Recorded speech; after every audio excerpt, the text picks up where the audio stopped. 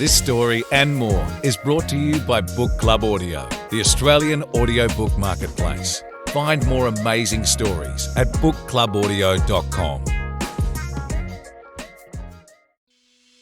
Nanny and Pops Farm. Ricky and Jack love to visit their Nanny and Pops Farm at a place called Gum Scrub, way out in the country. At the end of a long gravelly road, with paddocks on either side, stood the cottage with Nanny's pretty garden in the front and Poppy's weather-beaten sheds and a dam out the back. The brothers were excited. "We're having a sleepover," sang Ricky.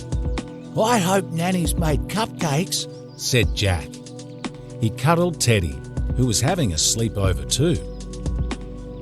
Nanny and Poppy waved from the veranda, and the boys ran up to get sweet-smelling hugs from Nanny and bristly kisses from Poppy. Come in," smiled Nanny.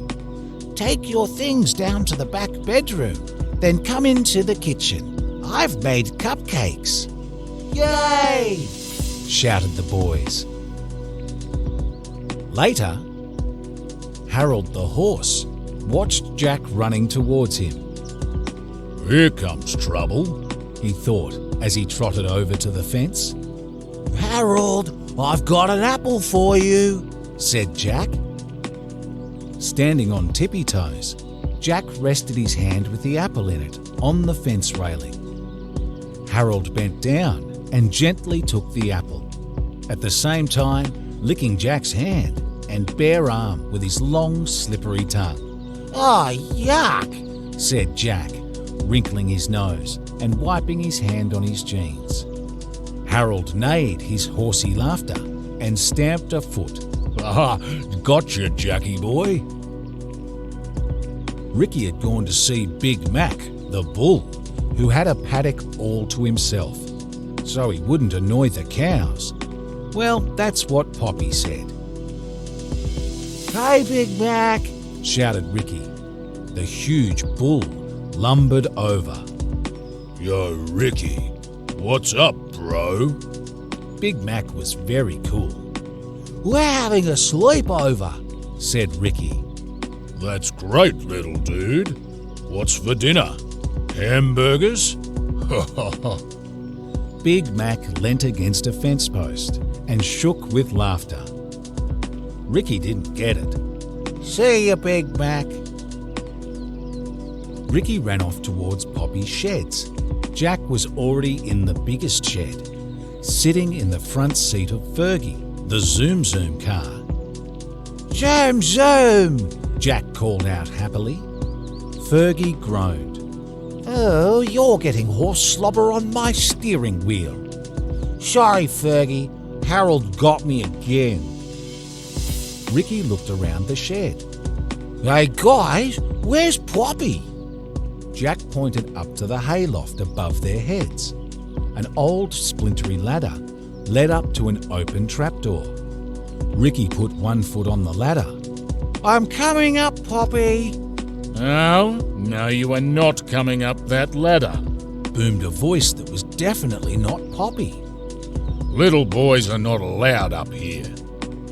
"Poppy, who's up there?" Ricky asked nervously. Poppy's head appeared through the trapdoor. "Ha ha ha! Oh, it's just Barry who lives in the loft," he chuckled. Barry's boots clomped overhead, and Ricky hid behind Fergie, who whispered, "I really think it's Poppy having a joke." Ricky and Jack weren't so sure about that. Later, Nanny and Poppy and Ricky and Jack all had a picnic by the dam in the shade of some big gum trees. Magpies swooped and sang out. "Ah, hello, Ricky. Hello, Jack." Geraldine, the goanna, winked a lazy eye and resumed her sunbaking on her usual log. The two house cows, Maisie and Jeannie, wandered down for a drink from the dam, lifted their heads and mooed softly, one after the other. Moo. Lovely to see you, boys. Have a great sleepover. Later, Jack helped Nanny in the vegetable patch, under the watchful eye of a straw-stuffed scarecrow. Hey, Jack, that's a tomato plant, not a weed. Quick, put it back in the dirt before Nanny sees, the scarecrow said kindly. Ricky bumped along in the old ute with Poppy driving and Kevin the Kelpie dog panting between them. Ricky helped Poppy mend a fence while Kevin rounded up some cows and herded them through a gate into the next paddock. Poppy shut the gate with a loud click and said, Well, let's head for home and clean up before dinner. Farm work sure makes you hungry, said Ricky. Woof, you betcha, woofed Kevin the Kelpie.